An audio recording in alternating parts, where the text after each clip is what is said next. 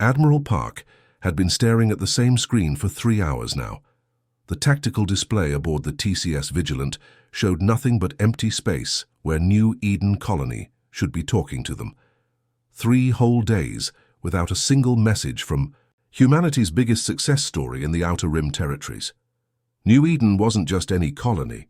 It was the place every human dreamed of visiting someday. Perfect weather, rich soil, clean oceans, and 2.3 million people living their best lives far from Earth's crowded cities. The kind of place that made you believe humanity had a real future among the stars. But now, complete silence. "Admiral, you need to see this." Lieutenant Kim's voice cut through the bridge's tense quiet. She was young, maybe 25, fresh out of the academy with bright eyes that had never seen real combat. Those eyes weren't bright anymore. Park walked over to her sensor station. Kim's hands were shaking slightly as she pointed at the readings. "Sir, we're picking up massive debris fields in the outer system. The signatures don't match any of our ship designs." The bridge crew exchanged worried glances. In space, debris usually meant one of 2 things, either a terrible accident or something much worse. Given the complete communication blackout, Park had a sinking feeling about which one this was. "Take us in, but keep our shields up and weapons ready," Park ordered. His gut was telling him they weren't going to like what they found. As the Vigilant moved deeper into the New Eden system, the debris fields grew thicker. Chunks of metal, plastic, and materials Park didn't recognize floated past their viewports like a graveyard of broken dreams. Some pieces were as small as dinner plates, others were the size of entire buildings. Then they saw the orbital stations. Park had visited New Eden twice before. He remembered the magnificent orbital platforms that ringed the planet like jewels on a necklace. Massive structures where ships docked, goods were traded, and families lived and worked in the comfort of artificial gravity. The engineering marvels had taken decades to build and were considered some of humanity's greatest achievements. Now they hung in space like broken toys in a child's abandoned playroom. The largest station, Paradise Hub, had been completely torn in half. Its 2 sections drifted slowly apart, trailing cables and debris like bloody intestines. The residential sections were cracked open, exposing the apartments where families had eaten dinner just days ago. Veteran Spacer Chief Petty Officer Lim actually started crying when he saw it. Lim had served for 30 years, had seen pirates, asteroid collisions, and engine explosions, but this made him weep like a child. "My God," whispered Navigator Jung. "What could do this?" Park ordered a full scan of the planet below. The results made his blood run cold. New Eden's beautiful green continents were now scarred with massive crater patterns. But these weren't random impacts from meteors or accidental bombardment. The craters formed perfect geometric patterns across every major city and settlement. Someone had systematically destroyed every trace of human civilization on New Eden. "Sir, I'm reading one faint life sign on the surface," reported sensor operator Min. "It's weak, but definitely human." Park didn't hesitate. "Prepare a landing party, full medical team and security detail." The shuttle ride down to New Eden's surface felt like descending into hell. The once blue skies were now gray with smoke and ash. The beautiful capital city of Hope Harbor, where Park had enjoyed shore leave just 2 years ago, was nothing but rubble and twisted metal. They found her in what used to be the central plaza, where children had played in fountains and families had picnicked on sunny afternoons. A little girl, maybe 6 years old, sitting alone among the ruins. She was clutching a burned doll to her chest, rocking back and forth silently. Medic Choi approached her carefully, the way you would approach a frightened animal. The girl's clothes were torn and dirty, her face streaked with soot and tears.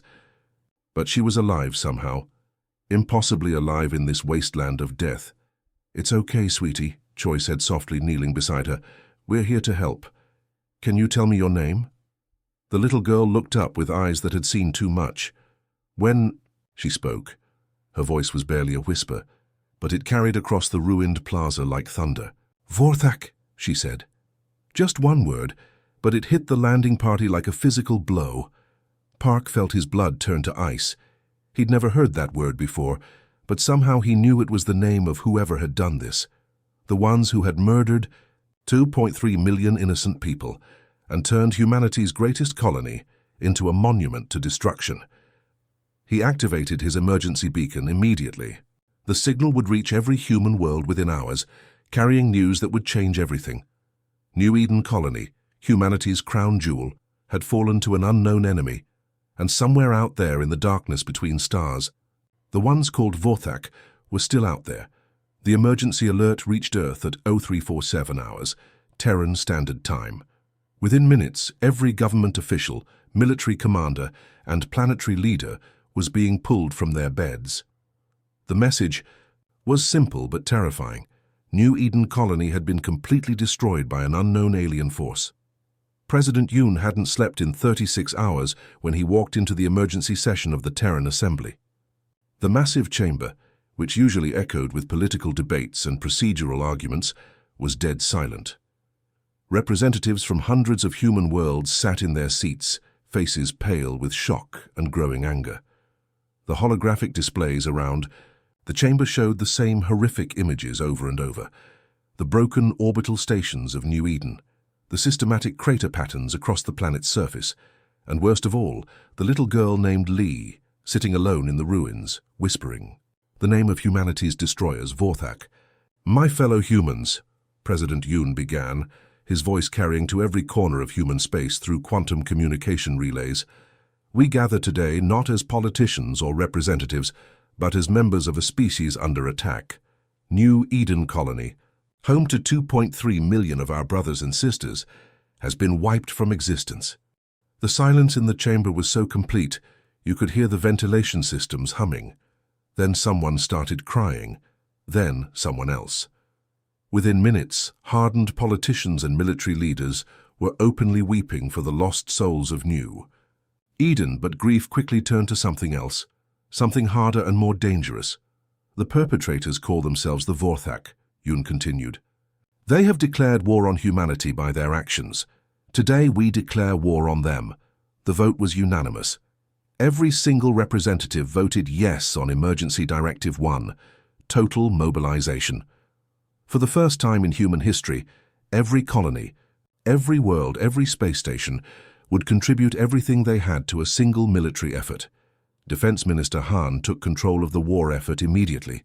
At 62 years old, she had served in 3 different colonial conflicts and understood military logistics better than anyone alive.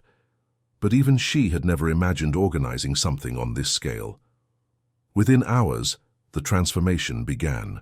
On Mars, the massive shipyards that usually built cargo haulers and passenger liners started retooling their assembly lines for warships. The civilian workers didn't complain about the overtime or the dangerous conditions. They had seen the images from New Eden, too. Europa's industrial complexes, normally used for manufacturing everything from farming equipment to luxury goods, switched to producing weapons, armor plating, and military electronics. Factory workers volunteered for double shifts without being asked. But it wasn't just the major industrial worlds. Every human settlement contributed what they could. Mining colonies sent rare metals. Agricultural worlds provided food for the growing military forces. Even the smallest research stations offered their scientific expertise. The civilian transport fleet was the first to be converted. Luxury cruise ships that had carried wealthy tourists became troop transports. Cargo haulers were fitted with missile pods and shield generators. Even small courier ships were armed and pressed into service as scouts and messengers. The mothballed fleet came back to life in ways that amazed even veteran spacers. Warships that had been decommissioned decades ago were pulled from orbital graveyards and completely rebuilt. Old destroyer captains who had retired to quiet colony worlds found themselves back in uniform, commanding crews young enough to be their grandchildren. On Lunar Base, Admiral Kang worked around the clock analyzing intelligence reports about their enemy. What they learned made the situation even more terrifying. The Vorthak weren't just another aggressive alien species looking for territory or resources. They were something much worse. "They're farmers," Kang explained to his intelligence staff during one of their daily briefings. "But they don't farm crops or livestock. They farm intelligent species. They view every other thinking being in the galaxy as nothing more than cattle, to be harvested." The reports painted a horrifying picture. The Vorthak would identify worlds with intelligent life, study them for weaknesses, then launch systematic extermination campaigns. They would strip the planets clean of anything useful, leaving behind only empty rocks and the bones of extinct civilizations. They had been doing this for centuries, maybe longer, working their way through this sector of the galaxy like a plague, consuming entire species and moving on to the next target. Captain Seo's report from the scout ship Dawn's Edge confirmed humanity's worst fears. She had been leading a small fleet of reconnaissance vessels, searching for any other Vorthak attacks in human space. Admiral, Seo's transmission crackled with static as it reached lunar base. We've found 17 more colonies, all human settlements, all completely destroyed. The list of dead worlds read like a roll call of humanity's expansion into space. Harmony Station, with its 30,000 researchers. New Brisbane, home to 500,000 farmers and their families. Even tiny Prospector's Rest, a mining outpost, with barely 2,000 souls. All gone. All reduced to ash and empty space. The attack patterns are identical to New Eden, CO continued. Systematic destruction of all infrastructure, complete elimination of the population, and total stripping of useful resources. Sir, this wasn't random. The Vorthak have been planning this campaign against humanity for years. The realization hit everyone at the same time. This wasn't just an attack on New Eden. The Vorthak hadn't declared war on a single human colony. They had declared war on humanity itself. Every man, woman, and child in human space was now marked for extermination. But the Vorthak had made one crucial mistake. They had underestimated what humans could do when their survival was threatened. They had never faced a species that could transform its entire civilization into a war machine in a matter of months. They were about to learn that humanity didn't just fight back. When pushed to the edge, humans fought with a fury that could reshape the galaxy itself. The first sign that something extraordinary was happening came from the deep space monitoring stations scattered throughout the Sol system. Sensor operator Huang at Pluto Station had been tracking routine traffic when her instruments started going crazy. "Control, this is Pluto Station," she transmitted back to Earth, her voice tight with disbelief. "I'm reading massive fleet movements from the inner system. The signatures they're unlike anything I've ever seen." What Huang was witnessing was the culmination of 8 months of the most intensive military buildup in galactic history. From every human world, from every shipyard, from every orbital facility, the vessels were coming. They had been gathering in secret staging areas throughout the Sol system, hidden behind asteroid fields and gas giant moons, waiting for this moment. Admiral Nam stood on the bridge of the flagship Remember New Eden, watching the tactical displays as his fleet assembled into final formation. At 71 years old, he had commanded fleets before, but nothing like this. Nothing that could compare to the raw power now under his control. 700,000 battleships, each one a kilometer-long instrument of destruction, bristling, with weapons that could crack planets. But the battleships were just the core of the fleet. Supporting them were twice as many heavy cruisers, 4 times as many destroyers, and millions of smaller vessels. Escort ships, supply transports, mobile repair stations, hospital ships, and specialized attack craft filled the space around Earth like a metallic ocean. Lieutenant O had requested observation deck duty specifically to witness this moment. As a young officer fresh from the academy, she had studied famous fleet formations in history classes. The great armadas of Earth's ancient naval battles, the colonial expansion fleets that had first carried humanity to the stars. But nothing in the textbooks had prepared her for this. Ship after ship after ship passed by the observation windows of the heavy cruiser Vengeance. The parade of vessels seemed endless, stretching from horizon to horizon in perfect military formation. Massive dreadnoughts with weapons that could level cities, sleek destroyers built for speed and precision strikes, hulking carriers launching endless streams of fighter craft that swarmed around the larger ships like protective clouds. The combined engine signatures of 700,000 battleships created something no one had ever seen before. The brilliant blue-white fusion drives operating at full power generated so much energy that space itself seemed to glow. The light was visible from Mars, from Jupiter, from Saturn. Deep space telescopes throughout human territory captured images of what looked like a second sun emerging from Earth's system. But it wasn't just the light that amazed observers. The electromagnetic signature of the fleet was so massive that it created artificial auroras on planets dozens of light years away. The combined gravitational influence of so many ships actually altered the orbits of asteroids and small moons as they passed. It took 6 hours for the entire armada to clear Earth's orbital space at full burn. 6 hours of continuous ship movements, with vessels passing any given point in an unbroken stream. Communication networks throughout human space were overwhelmed as people tried to share footage and images of the unprecedented sight. The psychological impact on other species was immediate and terrifying. The Altrani Republic, humanity's oldest, allies sent urgent diplomatic messages within hours of the fleet's departure. To our human friends, the message began, we understand your grief and anger over the loss of New Eden colony, but we urge restraint and measured response. The path of total warfare leads only to mutual destruction. The Helios Confederation, a peaceful coalition of trading worlds, offered to mediate between humans and the Vorthak. Their diplomatic corps, renowned throughout the galaxy for resolving conflicts between species, volunteered to arrange peace talks and negotiate a settlement. Even the proud Nexari Empire, a militaristic civilization that had never backed down from any conflict, sent a formal request for humanity to consider a peaceful resolution. The Nexari had fought wars against dozens of species, but they had never seen anything like the Retribution fleet. The responses came flooding in from across the galaxy. Trade federations offered economic incentives for peace. Religious orders prayed for divine intervention to prevent catastrophe. Scientific councils published papers about the ecological damage that such a massive fleet could cause to entire star systems. Captain Song, commanding the communications array aboard the flagship, received hundreds of these messages every hour.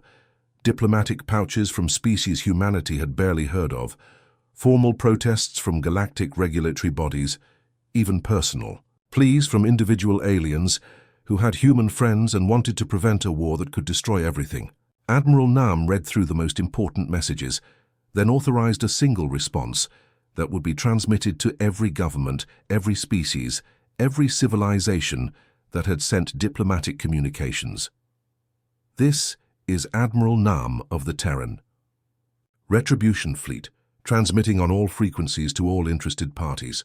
We have received your messages regarding our current military operations against the Vorthak Dominion. We appreciate your concerns, but we must clarify something important. The transmission was picked up by communication networks across dozens of star systems. Alien governments listened as Nam's voice, calm and utterly certain, continued. This is not conquest, this is not territorial expansion, this is not even war in the traditional sense. This is justice. The Vorthak systematically exterminated 3 million human civilians on New Eden colony. They destroyed 17 other human settlements, murdering families, children, and innocent people who had never threatened anyone. The fleet continued its advance toward Vorthak space as Nam spoke, their combined engine signatures creating a phenomenon that astronomers would study for centuries. The light from their drives was so intense that it actually began blocking out stars in the background, creating patches of artificial darkness across the stellar landscape. We offered the galaxy peace, Nam's message continued. We extended friendship to all species. We sought cooperation and mutual understanding. The Vorthak responded by attempting to exterminate our species. Now we respond in kind. The Armada's passage through space was creating gravitational disturbances that affected everything in its path. Comets were knocked from their orbits. Asteroid fields were scattered. The fleet was so massive that it was literally reshaping the stellar geography of every system it passed through. To those who urge restraint, we ask, where was your restraint when our children were burning? To those who offer mediation, we ask, can your diplomacy bring back the dead? The time for words has passed. Justice will be done. As the transmission ended, alien governments across the galaxy realized they were witnessing something unprecedented in galactic history, not just the largest military fleet ever assembled, but the emergence of humanity as a species that would no longer accept threats to its existence. The stars themselves seemed to grow dimmer as the Retribution fleet advanced, their combined presence literally darkening the space around them. And somewhere ahead, in the deepest regions of Vorthak territory, an entire alien civilization was about to learn what happened when you pushed humanity too far.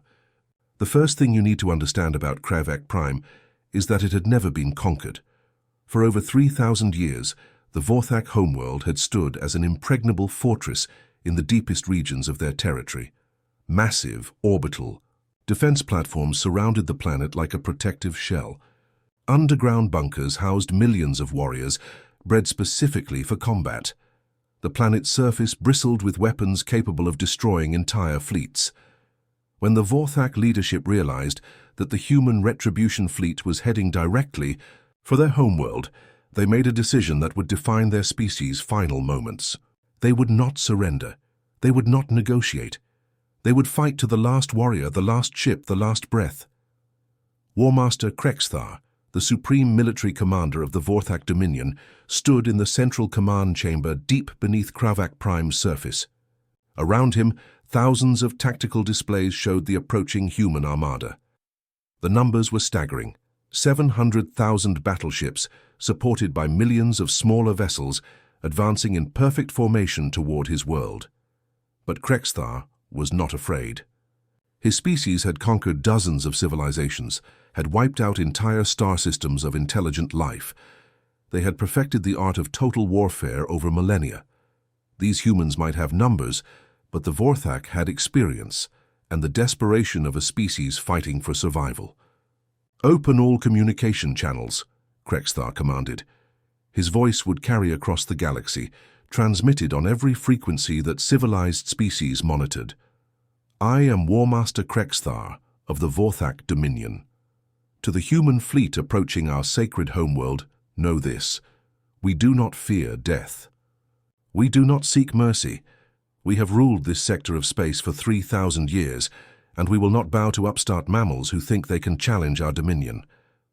The message was picked up by communication networks throughout the galaxy. Alien governments listened as the Vorthak leader continued his defiant speech. "You call us murderers for eliminating your pathetic colonies. We call it farming.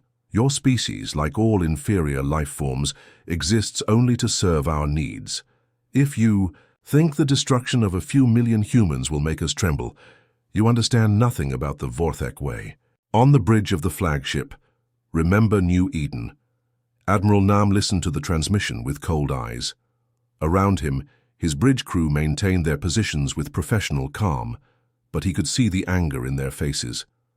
The Vorthak weren't just refusing to surrender. They were bragging about the genocide they had committed. "Your fleet is impressive," Krexthar's voice continued, "but Kravak Prime has never fallen. Our defenses have been perfected over centuries. Our warriors are bred for combat from birth. We will show you what it means to face the true masters of this galaxy." Admiral Nam walked to the communication station and opened a response channel. His reply was brief and delivered in the same calm tone he had used throughout the campaign. "Warmaster Krexthar," Nam said, his words carrying to every ship in both fleets. "You speak of ruling this sector for 3,000 years. You speak of your species as masters of the galaxy. But you made one crucial mistake. You murdered our children." The channel closed. Around the human flagship, 700,000 battleships began powering up their weapon systems. The Battle of Kravak Prime began exactly at 1400 hours, Terran Standard Time. It started with the largest concentrated weapons barrage in galactic history. Every human battleship fired simultaneously, their combined firepower focused on the orbital defense platforms surrounding the Vorthak homeworld. The Vorthak defenses were indeed impressive.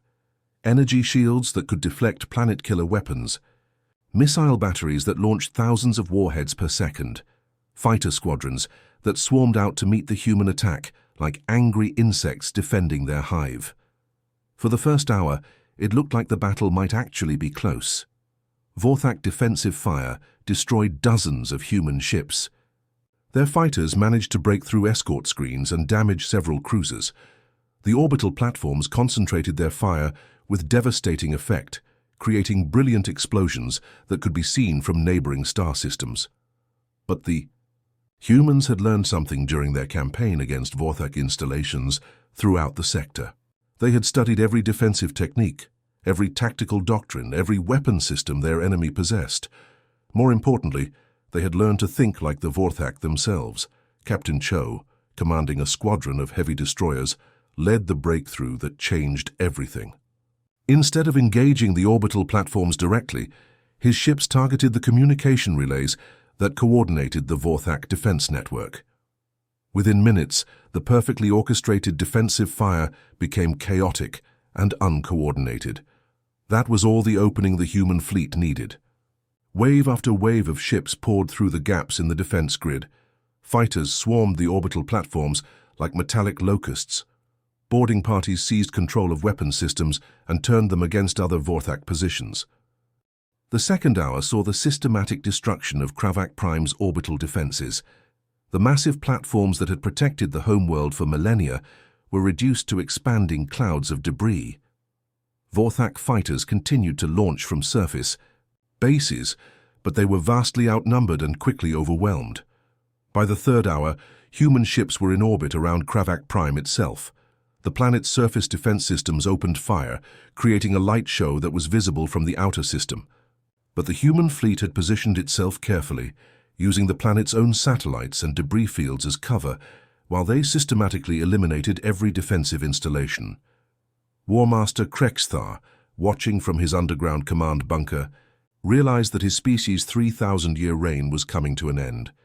The humans weren't just winning, they were demonstrating the same systematic efficiency they had shown throughout their campaign. Every target was identified, prioritized, and destroyed in order of tactical importance. The fourth and final hour was not really a battle at all. It was an execution. Human ground forces landed on Kravak Prime and began the methodical elimination of every Vorthak installation on the planet. They showed the same mercy the Vorthak had shown to New Eden's children. None. When the weapons finally fell silent, Kravak Prime looked exactly like New Eden had 8 months earlier. Massive craters scarred the landscape in perfect geometric patterns. Cities that had stood for millennia were reduced to ash and twisted metal. The proud Vorthak civilization, which had conquered dozens of species and ruled a significant portion of the galaxy, existed now only in historical records. Admiral Nam stood on the bridge of his flagship, looking at the tactical display that showed the complete destruction of the Vorthak homeworld. Behind him, through the main view screen, the ruins of Kravak Prime burned against the stars. The fires would continue for weeks, fed by the remains of a civilization that had thought itself invincible. He opened a communication channel that would broadcast to every inhabited world in the galaxy. His message was simple, direct, and would be remembered for generations. I am Admiral Nam of the Terran Fleet, speaking from the former homeworld of the Vorthak Dominion. We are humanity. We came to this galaxy in peace. We offered friendship to all species. We sought cooperation and understanding. Across the galaxy, alien governments listened as Nam continued. The Vorthak chose to respond to our friendship with genocide. They systematically murdered 2.3 million human civilians on New Eden Colony. They destroyed 17 other human settlements. They declared war on our entire species by attempting to exterminate us like animals. The camera angle shifted to show Kravak Prime burning in the background, its surface covered with the same systematic destruction the Vorthak had inflicted on human worlds. Today, the Vorthak Dominion is extinct. Their homeworld burns as New Eden burned. Their civilization has joined the archaeological record as they intended ours to do. Nam's voice carried a finality that made alien diplomats across the galaxy shiver. Let this be remembered throughout the stars. We will never again allow genocide to go unanswered. Any species that chooses to threaten humanity's existence will face the same fate as the Vorthak. This is not a threat. This is a promise. Deep. In the cargo bay of the flagship, remember New Eden. A small ceremony was taking place that would have meant more to the survivors of New Eden than all the military victories combined. Lee, now 7 years old, and the sole survivor of humanity's greatest tragedy, walked slowly toward a memorial wall covered with the names of everyone who had died in the Vorthak attacks. She was taller now, no longer the terrified child who had been found clutching a burned doll in the ruins. But her eyes still carried the memory of that terrible day when her world died. In her small hand, she held a single white flower that had been grown in the ship's hydroponics bay. The memorial plaque was simple, made from metal recovered from New Eden's destroyed orbital stations. The inscription read, 2.3 million souls. Never forgotten, never again. Lee placed the flower at the base of the memorial and stood in silence for a long moment. Around her, crew members who had participated in the 8-month campaign watched respectfully. Many of them had tears in their eyes as they realized that this little girl represented not just the sole survivor of New Eden, but the reason they had just reshaped the balance of power in the galaxy. The human armada began its long journey home, leaving behind a sector of space forever changed by their passage. The Vorthak were extinct. Their worlds were empty. Their 3,000-year empire was nothing but historical footnote. But more importantly, every species in the galaxy now understood something fundamental about humanity. They had seen what humans could do when pushed beyond their breaking point. They had witnessed the systematic extinction of an entire civilization that had made the mistake of threatening human survival. The message was clear, and it would echo through the stars for generations. Humanity had learned to wage total war, and they were very, very good at it. The galaxy would never be the same.